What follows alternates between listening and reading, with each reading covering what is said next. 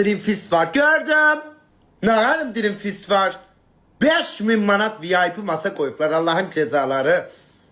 5000 manat VIP masam olur kız. Yandım yakıldım ilahi. Rahmim kömürleşti.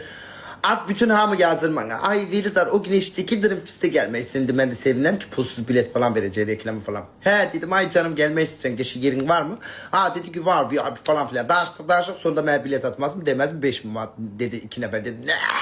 Demez mi ki bir 800 madde edilmeli. Demez mi bir de 5 manat 800 madde indirmeli 4200 manat. Dedim ay Allah dehşet bir indirmelerin.